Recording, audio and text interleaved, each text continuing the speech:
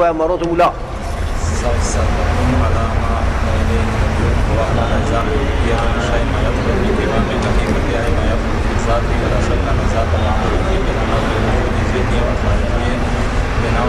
بناءً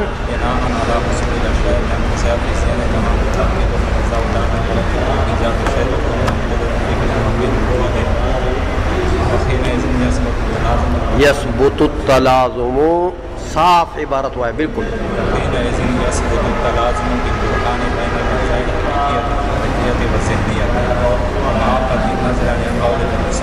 صبر کرو.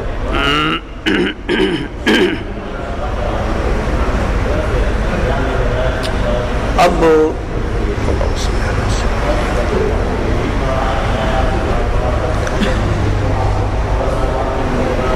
یہ ماتن نے یہاں پر منہیہ لکھا تھا، اپنا حاشیہ لکھا تھا. یہ جو لا یحد کا لفظ ماتن نے بولا علامہ بہاری نے، تو اپنا ما هو المراد کی وضاحت کے لیے انہوں نے منہیہ لکھا. منہیہ لکھا کس غرض کے لیے؟ ما هو المراد کی وضاحت کے لیے. یہ تو منہیہ لکھنے کی غرض ہے کہ لا یحد میں تو حد تو کئی قسم کی ہے، تو کون سا معنی یہاں مراد ہے؟ میرا. تو اس پر تصریح کرنے کے لیے انہوں نے خود ہی حاشیہ لکھ دیا منہیہ.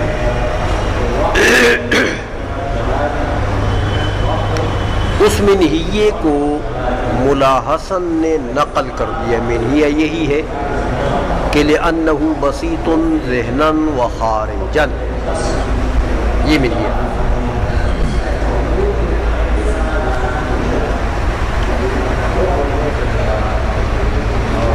ملا حسن نے منہیہ کو نقل کیا.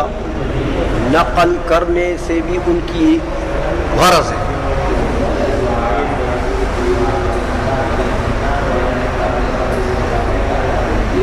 وہ غرض جو ہے، ایک تو حمداللہ نے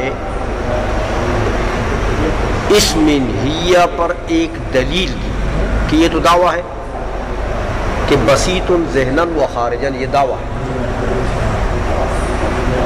کہ باری تعالیٰ بسیط ہے ذہناً و خارجاً. تو حمداللہ نے جب شرح کی ہے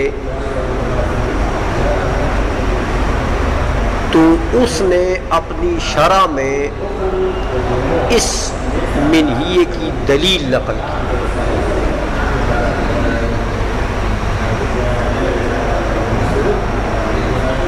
اس دلیل پر پھر حمداللہ نے اعتراض کر کہ اس منہیہ کی بنیاد تو یہ دلیل ہے اور یہ دلیل تو ٹھیک نہیں.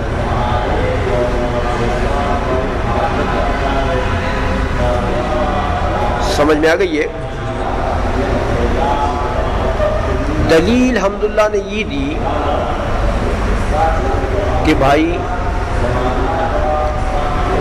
باری تعالیٰ بسیط ہے ذہناً بھی خارجاً بھی، یعنی اس کے اجزاء ذہنیہ بھی نہیں ہے اور اجزاء خارجیہ بھی. یہ بتاؤں گا آپ کو کہ اجزاء ذہنیہ اور خارجیہ میں کیا فرق ہے، کس کو کہتے ہیں. لیکن بہرحال انہوں نے کہا کہ دیکھو ٹھیک ہے، باری تعالیٰ کے اجزاء ذہنیہ بھی نہیں ہے خارجیہ بھی نہیں ہے. کیا مطلب؟ یعنی وہ مرکب اجزاء خارجیہ یا ذہنیہ سے نہیں ہے. دلیل یہ ہے کہ بفرض محال اگر باری تعالیٰ کے اجزاء چاہے ذہنیہ ہو یا خارجیہ ہو، اجزاء ہو، تو وہ اجزاء یا واجبات ہوں گے یا ممتنعات ہوں گے یا ممکنات ہوں گے. مواد تو تین ہے، تین سے زائد تو کوئی چیز ہے نہیں. تو باری تعالیٰ کی اجزاء واجبات بھی نہیں ہو سکتے، کیونکہ واجبات مانو گے تو ایک تو لازم آ جائے گا تعدد وجبہ، تعدد، حالانکہ واجب تو ایک ہی ہے، واجب الوجود تو وحدانیت اسی کا نام ہے، تو ایک تو لازم آ جائے گا وجبہ میں تعدد، کہ کئی واجب ہو گئے، کئی چیزیں واجب ہو گئی۔ دوسرا یہ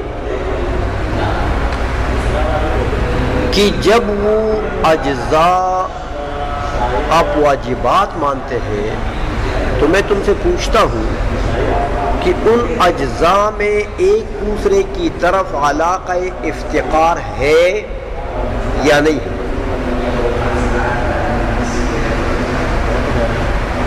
ایک جز دوسرے جز کی طرف محتاج ہے یا نہیں ہے؟ علاقہ افتقار ہے یا نہیں؟ اگر ان اجزاء میں علاقہ افتقار ہے تو پھر تو واجب ہی نہ رہے، کیونکہ جو مفتقر ہو، جو محتاج ہو، واجب ہوتا ہے۔ واجب تو مفتقر نہیں ہوتا، تو تم نے فرض تو یہ کیا تھا کہ وہ واجبات ہیں، لازم آ گیا کہ وہ ممکنات ہیں۔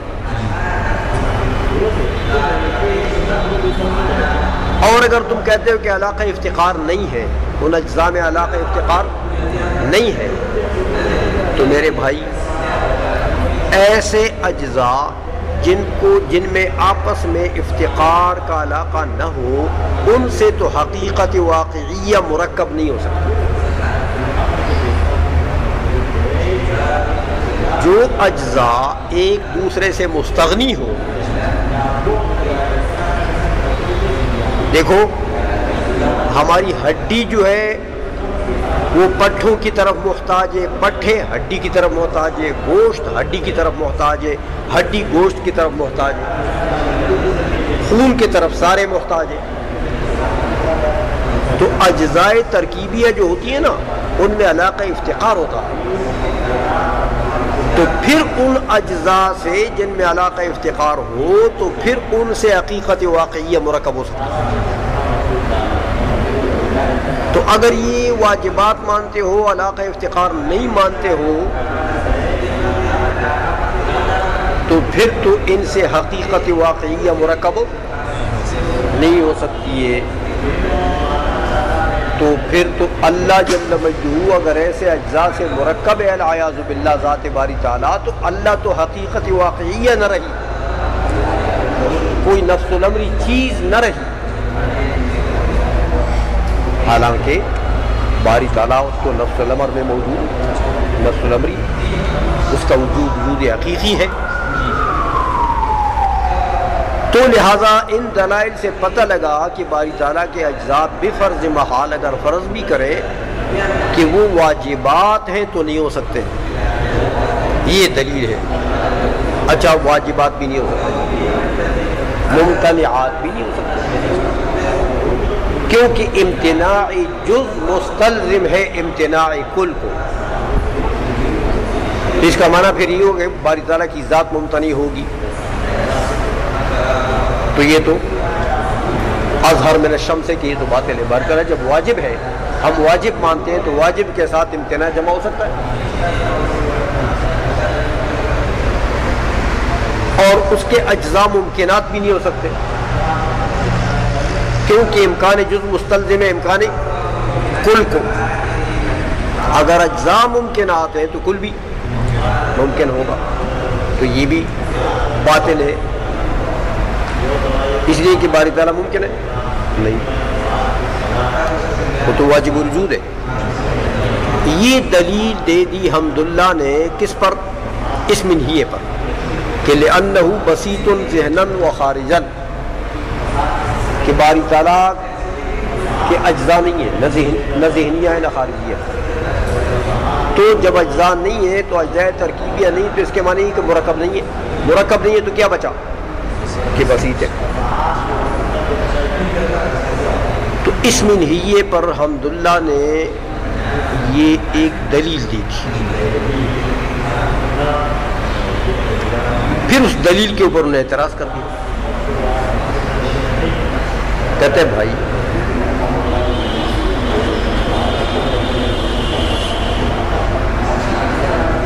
ہم شق یہ اختیار کرتے ہیں کہ العیاذ باللہ ثم و ثم کوئی کہہ سکتا ہے، ایسا نہیں کہ الحمدللہ اس کا قائل ہے، الحمدللہ قائل نہیں ہے، لیکن کوئی غیر مسلم، کوئی کافر کہہ سکتا ہے، خدا کو نہ ماننے والا کہہ سکتا ہے کہ بھئی یہ دلیل تو ٹھیک نہیں ہے، کیونکہ اس میں ہم شق یہ اختیار کرتے ہیں کہ باری تعالیٰ کے اجزاء ہیں اور وہ واجبات ہیں. کیا ہے؟ واجبات. تم کہو کہ تعدد وجبہ لازم آ گیا.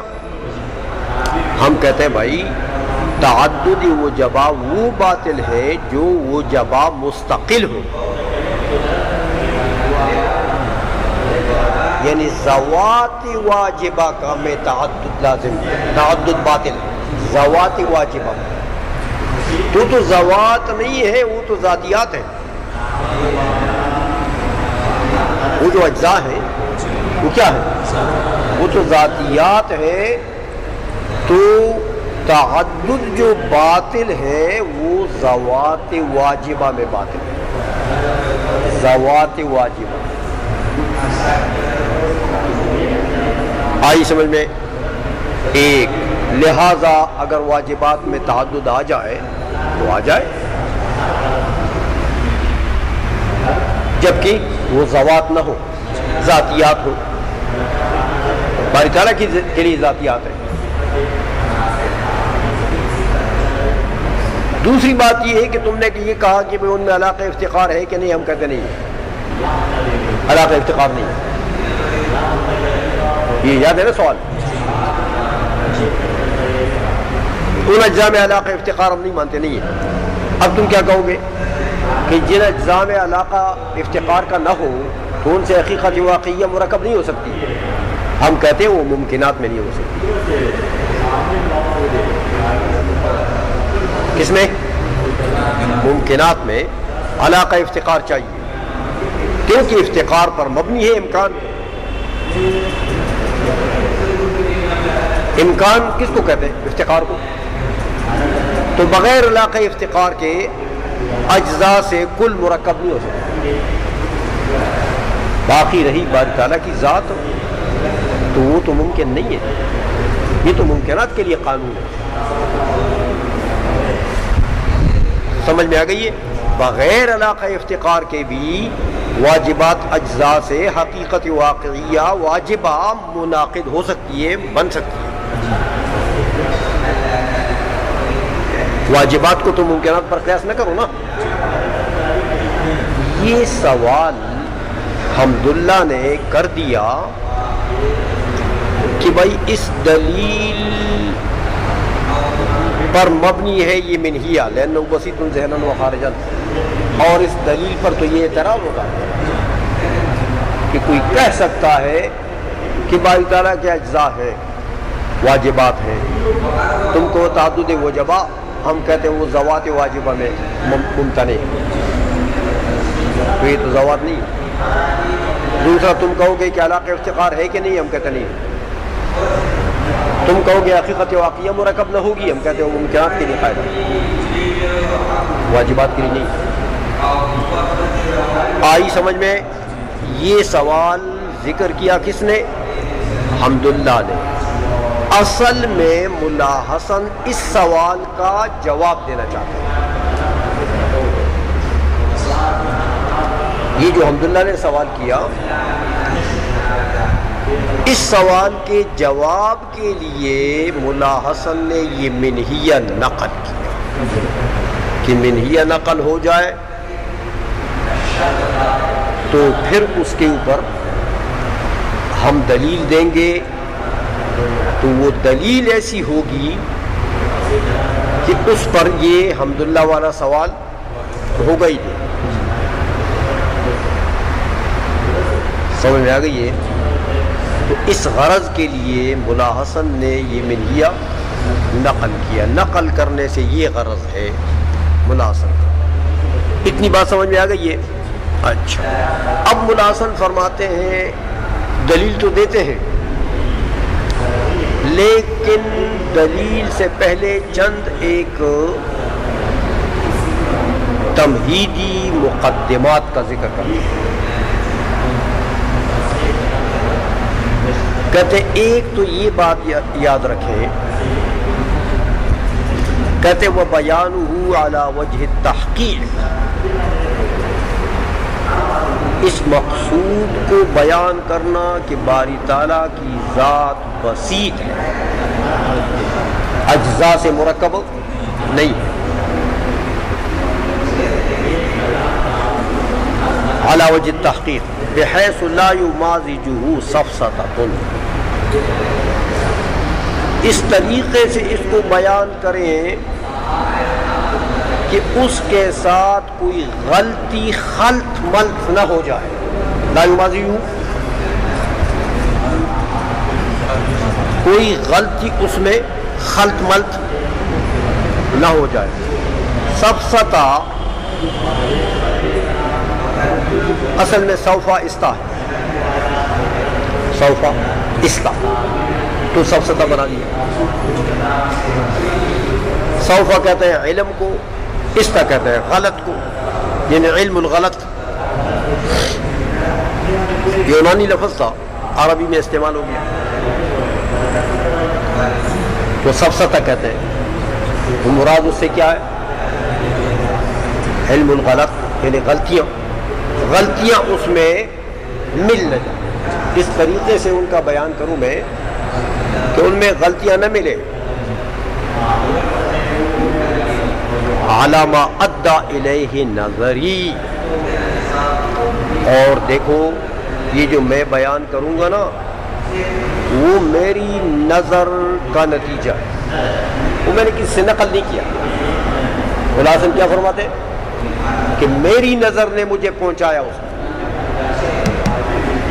اس بیان تک. گویا کہ میری نظر و فکر کا یہ نتیجہ ہے، میں نے کسی سے نقل نہیں کی، یہ بات میری اپنی ذہنی بات ہوئی. اس طریقے سے اس کے دلیل کو کہ لأنہ بسیط ذہنا و خارجا، اس کی بساطت کو ثابت کرنے کے لیے اس طریقے سے میں اس کو ذکر کروں گا. آئی سمجھ میں؟ تو اب وہ بیان جب شروع کرتے ہیں تو اس سے پہلے دو تین تمہیدی مقدمات کا ذکر کرتے ہیں. کہتے ایک تو یہ بات سمجھو کہ چیز کے اجزائے حقیقیہ کس کو کہتے ہیں؟ کسی چیز کے، کسی مرکب کے اجزائے حقیقیہ کون سی اجزاء ہوتی ہے؟ سمجھائیے. تو مناسن فرماتے ہیں کہ ما يدخل فی قوام حقیقت، اے ما يدخل فی ذاتی، کسی مرکب کے اجزائے حقیقیہ کون سے ہوں گے؟ جو اس کی حقیقت میں جو اجزاء داخل ہیں وہی اس کے اجزائے حقیقیہ. حقیقت سے کیا مطلب؟ فی ذاتی، اس کی ماہیت، اس کی ذات، اس کی حقیقت، تینوں لفظوں میں کوئی بولو. سمجھ میں آ گئی یہ؟ جو اجزاء اس کی ذات کے اندر داخل ہیں وہی اس کے اجزاء حقیقیہ، اس کی ماہیت میں داخل ہے وہی حقیقیہ، اس کی حقیقت میں داخل ہے یہی اس کے اجزاء. یہ بات اپنے پاس محفوظ کر لو کہ چیز کے اجزاء حقیقیہ کون سی اجزاء ہوتی ہیں. ایک یہ مقدمہ سمجھ میں آ گئی ہے. دوسرا مقدمہ یہ ہے تمہیدی کہ یہ بات یاد رکھیں، لیکن اس سے پہلے، اس دوسرے مقدمے سے پہلے ایک بات ذرا سمجھیں. وہ یہ ہے کہ مناطقہ اور فلاسفہ جو ہیں حکما، یہ وجود کی دو قسمیں مانتے ہیں. ایک چیز کے لیے وجود خارجی ہے اور ایک چیز کے لیے وجود ذہنی ہے. تو وجود خارجی میں تو اتفاق ہے، ہر چیز کے لیے ایک وجود خارجی تو ہے. وجود خارجی ما یترتب علیہ الآثار والاحکام، جس چیز کے وجود کے اوپر آثار اور احکام مرتب ہوتے ہیں، وہ آثار و احکام کے لیے منشا ہوتا ہے، وہی اس کا وجود خارجی. جیسے دیکھو اس مسجد کا یہ وجود خارجی، اس پر احکام مرتب ہوتے ہیں کہ یہاں اذانیں ہوتی ہیں، یہاں جماعت ہوتی ہے، نماز ہوتی ہے، لوگ سبق پڑھتے ہیں، لوگ آتے ہیں تلاوت کرتے ہیں، یہ سب آثار اور احکام اس پر مرتب ہوتے ہیں. سمجھ میں آ گئی ہے؟ ہر چیز کے لیے اسی طرح وجود خارجی ہے. اور وجود خارجی پر تو اجماع ہے، متکلمین بھی مانتے ہیں، فلاسفہ بھی مانتے ہیں، حکما سب مانتے ہیں، سب علماء مانتے ہیں کہ اشیاء کے لیے وجود خارجی تو ہے. لیکن فلاسفہ کہتے ہیں کہ ایک وجود، اس وجود کے علاوہ، وجود خارجی کے علاوہ ایک وجود اشیاء کے لیے اور بھی ہے، اس کو وجود ذہنی کہتے ہیں، وجود ذہنی کہتے ہیں. متکلمین کہتے ہیں کوئی وجود اس ایک وجود کے علاوہ کوئی وجود نہیں، وجود ذہنی میں نہیں، کچھ نہیں.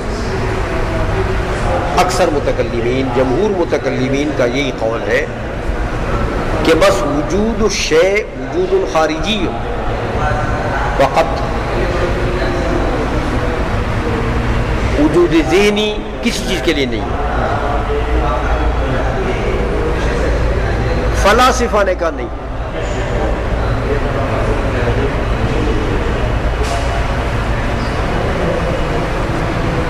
وجود ذہنی بھی ہے، اشیاء کے لیے وجود ذہنی بھی ہے. اس پر انہوں نے دلیل دی. دیکھو وہ کہتے ہیں کہ ہم حکم کرتے ہیں، بعض اوقات حکم کرتے ہیں ایسے اشیاء کے اوپر جو اشیاء موجودات خارجیہ میں سے نہیں، خارج میں موجود نہیں، ان کا وجود خارج میں نہیں، لیکن ہم اس کے اوپر حکم کرتے ہیں.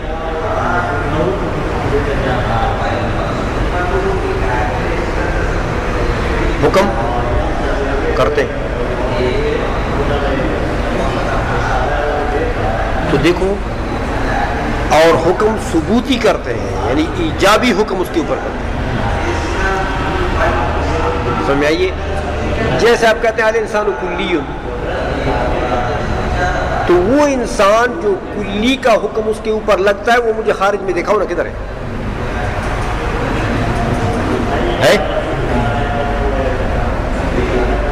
اس کا وجود خارجی ہے. تو آپ نے تو کلیون کا حکم اس کے اوپر لگا دیا، اور یہ حکم ٹھیک ہے کہ غلط ہے؟ صحیح ہے. سمجھ آئیے؟ تو قاعدہ و قانون یہ ہے کہ ثبوت الشیء للشیء فرع ہے ثبوت مثبت لہو کی. ثبوت الشیء للشیء یہ فرع ہے ثبوت مثبت لہو کی. وہ جو مثبت لہو ہے نا، وہ محکوم علیہ، وہ پہلے ثابت ہوگی تو اس کے بعد آپ اس کے لیے محمول ثابت کر سکتے ہیں، ثبوتی حکم اس کے اوپر لگا سکتے ہیں. اور اگر وہ چیز ہے ہی نہیں، اس کا وجود ہی نہیں ہے،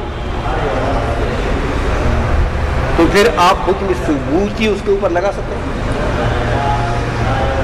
ایجابی حکم لگا سکتے ہیں، سلبی تو لگا سکتے ہیں. چلو کیونکہ قضیہ سالبہ کے لیے وجود موضوع ضروری نہیں،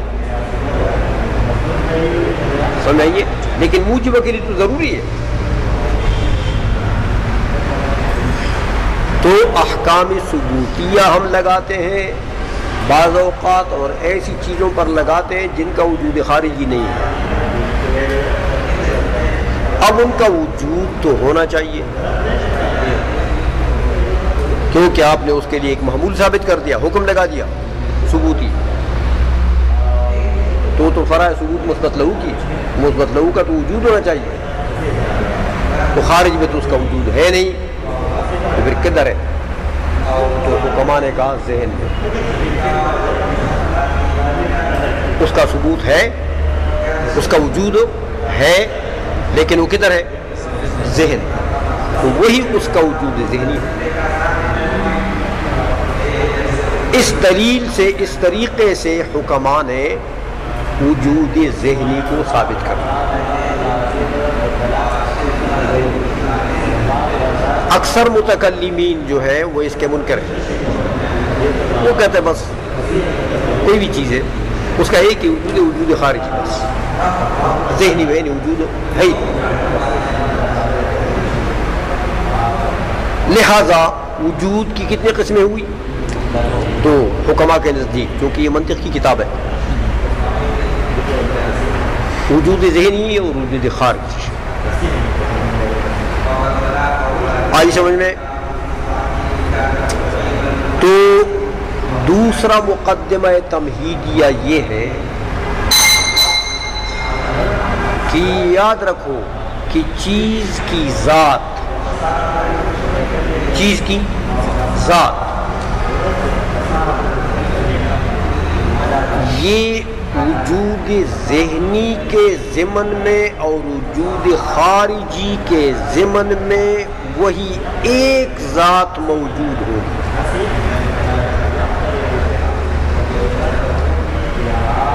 وجود تو دو مانتے ہیں نا، لیکن دونوں وجودوں کے ضمن میں ذات ایک ہوگی، کیونکہ یہ دونوں وجود کس کے؟ ایک ذات کے لیے، تو دونوں وجودوں میں ایک ذات محفوظ ہوگی، ایک ذات۔ ذہنی وجود کے ساتھ بھی وہی ذات موجود ہے، خارجی وجود کے ساتھ بھی وہی ذات موجود ہے، کیونکہ وہ دونوں تو اسی ایک ذات کے لیے وجود ہے نا، تو دونوں جگہ ذات ایک ہو۔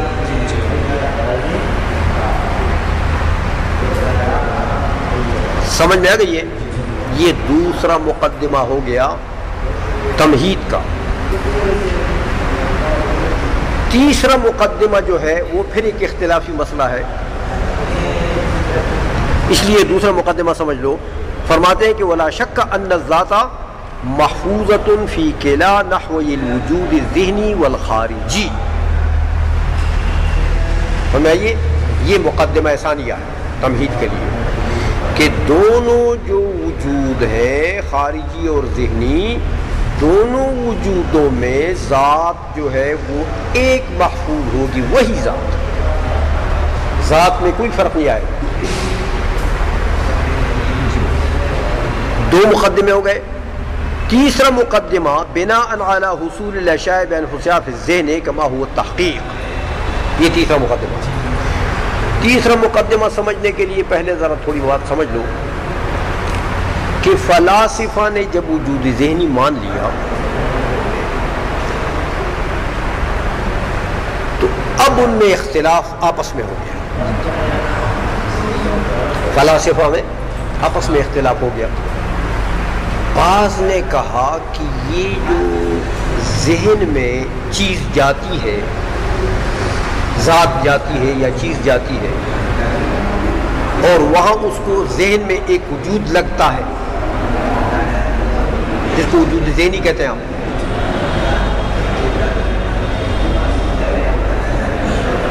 وہ جو ذہن میں چیز جاتی ہے نا،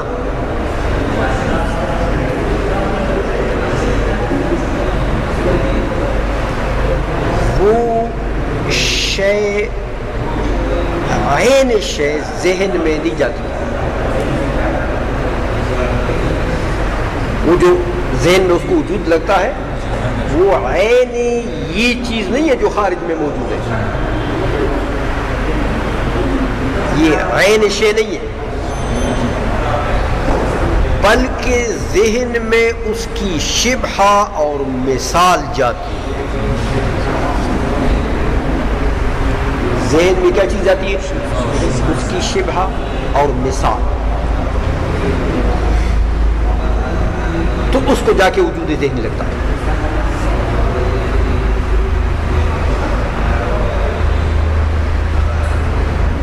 ان پر اعتراض ہوا کہ بھائی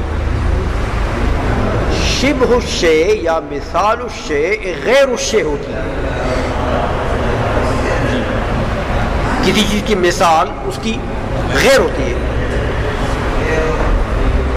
کسی چیز کی شبہ وہ اس کی غیر ہوتی ہے۔ تو میرے بھائی یہ تو ذہن میں وہ چیز نہیں گئی، اس کی غیر چیز گئی ہے،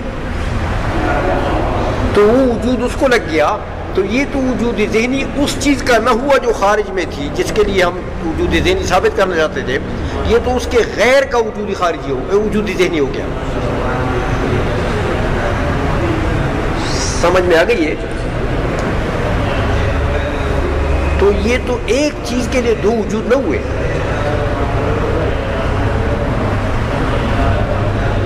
اس کا انہوں نے جواب دیا کہ نہیں، اصل بات یہ ہے کہ وہ شبہ اور وہ مثال جو ہے نا جو ذہن میں گئی ہے، اس کی اس شے خارجی کے ساتھ علاقہ ہے، مناسبت ہے، اتحاد ہے، علاقہ ہے، مناسبت ہے، ربط ہے، اور اس مناسبت اور علاقے کی وجہ سے وہ شبہ اور وہ مثال جو ہے وہ اس شے خارجی کے لیے علم بنتا ہے۔ وہ جو ذہن میں شبہ گیا ہے نا، اس کی اس شے خارجی کے ساتھ کیا ہے؟ علاقہ ہے، مناسبت ہے، ربط ہے، اور وہ مناسبت اور ربط جو ہے وہ بہت مضبوط اس حد تک ہے کہ اس سے وہ تعبیر کرتے ہیں اتحاد کے ساتھ۔ اصل میں اتحاد نہیں ہے، لیکن ربط بڑا مضبوط ہے، اس وجہ سے حکماء کہتے ہیں وہ شبہ جو ذہن میں چلا گیا وہ علم ہے، کس کے لیے؟ وہ شے خارجی کے لیے۔ آئی سمجھ میں؟ لہذا اس رابطے کی مضبوطی کی وجہ سے سمجھو کہ وہ اسی شے خارجی کے لیے جب وہ علم بنتا ہے تو پتہ لگا کہ وہ وجود بھی اسی شے خارجی کا ہے۔ سمجھ میں آ گئی ہے؟ اس لیے دونوں وجودوں کو وہ ایک کہتے ہیں، لیکن یہ یاد رکھو یہ تکلف تو انہوں نے بہت کیا کہ بھئی ربط بڑا مضبوط ہے، اتحاد کے حد تک ہے، علاقہ بڑا مضبوط ہے، اتحاد کے حد تک ہے، یہ تکلف تو انہوں نے کر لیا وہ وحدت ثابت کرنے کے لیے، لیکن چیزیں تو نفس الامر میں پھر بھی غیر ہیں، کیونکہ وہ شبہ ہے، مثال ہے جو ذہن میں گیا، یہی مانتے ہیں نا وہ، تو مثال الشیء غیر الشیء، چیز تو حقیقت میں پھر بھی غیر ہے۔ اس لیے اس مذہب کو محققین حکماء نے پسند نہیں کیا۔ حکماء کے ایک طبقے کا مذہب ہے یہ، اس کو کہتے ہیں اصول الاشیاء فی الذہن باشباہہا، اصول الاشیاء فی الذہن باشباہہا۔ تو یہ جو مذہب ہے یہ چونکہ اس پر پھر وہی اعتراض ہوتا ہے کہ بھئی یہ تو ایک چیز کے دو وجود نہ ہو، اس لیے محققین حکماء نے اس کو پسند نہیں کیا۔ اس کے برعکس محققین نے کیا لیا؟ محققین نے کہا بھائی یہ جو موجود خارجی ہے اس کی عین ذات ذہن میں جاتی، شبہ شبہ نہیں، جو موجود خارجی ہے اس کی عین ذات ذہن میں جاتی ہے۔ اب ان کے اوپر اعتراض ہوا کہ بابا یہ تو تم نے نخرہ بنا دیا، آگ ایک موجود خارجی ہے تو تم کہتے ہو اس کی عین ذات ذہن میں جاتی ہے، تو ذہن کو جل جانا چاہیے۔ جب آگ جائے گی عین ذات آگ تو ذہن کو، یہ سمندر موجود خارجی ہے کہ نہیں ہے؟ یہ ذہن میں جاتی ہے، پورا سمندر ذہن میں جائے گا تو وہ تو تمہارے ذہن کو بھی غرق کر دے گا۔ وہ ذہن میں جائے گا کیا؟ ذہن اس کو احاطہ تو نہیں کر سکتا، تمہارے ذہن کو ڈبو دے گا۔ سنائیے، اچھا اور تم کہتے ہو پوری مسجد جاتی ہے ذہن میں، اس کی پوری ذات جائے گی تو تمہارے ذہن کو پھاڑ دے گا۔ یہ ایک پلر جا سکتا ہے تمہارے ذہن میں؟ مسجد کا تو ایک پلر بھی نہیں جا سکتا تمہارے ذہن میں، وہ تو تمہارے ذہن کو پھاڑ دے گا۔ تو ان کے اوپر اعتراض ہوا کہ تم کہتے ہو موجود خارجی کی عین ذات جاتی ہے، عین ذات، تو اگر عین ذات جاتی ہے تو لازم آ جائے گا غرق، حرق، خرق لازم آ جائے گا۔ سمجھئیے کہ ذہن جل جائے گا، ڈوب جائے گا، پھٹ جائے گا، تو یہ تو لازم البطلان ہے بھائی۔ سمجھئیے یہ چیز تو بالکل واضح ہے کہ یہ باطل ہے، نہ کسی کا ذہن پھٹا ہے، نہ جلا ہے اور نہ غرق ہوا ہے۔ یہ اعتراض ان کے اوپر ہوتا ہے جو کہتے ہیں کہ عین ذات جاتی ہے، لیکن وہ جواب دیتے ہیں کہ بھائی میرے سمجھو بات، ہم نے کہا عین ذات جاتی ہے، عین ذات، یہ ہم نے کب کہا ہے کہ وجود خارجی بھی ساتھ جاتا ہے اور ہویت خارجیہ بھی ساتھ جاتی ہے، یہ ہم نے کب کہا ہے؟ ہم کہتے ہیں ذات شے جاتی ہے، ذات شے، وجود خارجی تو اس کا عرض ہے ذات کا، تو اس ذات کو مجرد کرو کس سے؟ وجود خارجی سے، ہویت خارجیہ سے مجرد کرو، پھر جائے گا ذہن۔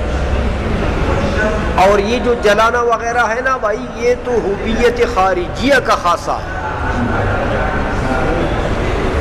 ہویت آگ کے وجود خارجی کا خاصہ ہے، اس کی ہویت خارجیہ کا خاصہ ہے کہ وہ جلا دیتی ہے، اس کی ذات کا تقاضا نہیں ہے۔ ذات تو ہویت سے مجرد ہو گئی، وہ تو عرض ہے، سمجھ آ رہی ہے؟ اس لیے انہوں نے کہا کہ ہم نے کہا کہ ذات جاتی ہے، مع ہویت خارجیہ نہیں،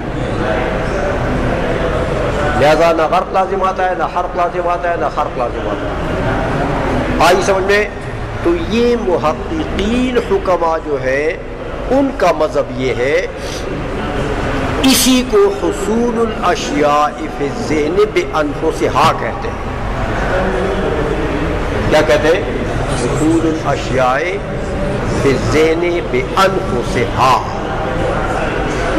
بس اب تیسرا مقدمہ یہ ہو گیا تمہید کا کہ بھائی حق مذہب جو ہے حکماء کے نزدیک وہ حصول الاشیاء بانفسہا، لہذا ہم تقریر کی بنیاد اس مذہب پر رکھیں گے، تقریر کی بنیاد اس مذہب پر رکھیں گے کہ عین ذات ذہن میں جاتی ہے بس۔ اب جب عین ذات ذہن میں جاتی ہے تو دوسرا مقدمہ کیا تھا کہ وجود خارجی اور وجود ذہنی دونوں میں ذات محفوظ ہوگی۔ دوسرا مقدمہ کیا تھا؟ وجود خارجی اور ذہنی دونوں کے اندر ذات ایک محفوظ ہوگی، کیونکہ ذہن میں وہی ذات گئی ہے نا جو وجود خارجی کے اندر جو ذات تھی، ذہن میں بھی وہی ذات گئی ہے، تو وجود ذہنی اسی ذات کو لگا، تو ذہن میں بھی وہی ذات ہے، خارج میں بھی وہی ذات ہے، ذات دونوں جگہ ایک ہوگی۔ بات سمجھ میں آ گئی ہے کہ نہیں آئی؟ اور پہلا مقدمہ کیا تھا کہ اجزاء حقیقیہ ان اجزاء کو کہتے ہیں جو چیز کے قوام اور اس کی ذات میں داخل ہو، اس کی حقیقت میں داخل ہو، اجزاء حقیقیہ ان کو کہتے ہیں۔ سمجھ میں آ گئی ہے؟ یہ تین مقدمات یاد رکھو، برہان کی تقریر کل آئے گی۔